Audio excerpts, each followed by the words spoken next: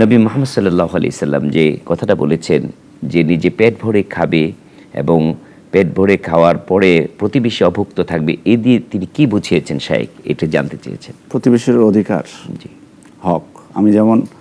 আমি বাড়িতে বসে আমি শুধু নিজে খাই না, আমি কিন্তু খেয়াল রাখি যে আমার ওয়াইফ, আমার সন্তানরা খেতে পেয়েছে কিনা।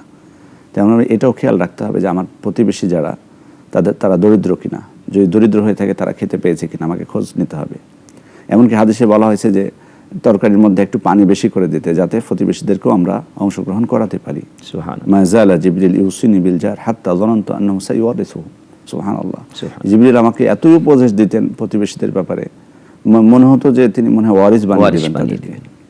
তো এই ওয়ারিস কারা হয়? খুব নিকটের যারা, তারা রক্ত সম্পর্কে, রক্তের সম্পর্কে যারা, যাদের ক্ষেত্রে আমরা খেয়াল রাখি, যাদের ক্ষেত্রে খোঁজ খবর নিই, তেমনিভাবে তাদের প্রতি যেমন একটা গুরুত্ব আছে, তেমনিভাবে প্রতিবেশীর প্রতি যাতে আমরা গুরুত্ব দিই। মূলত এটাই বোঝানো এটাই বোঝানো হয়েছে।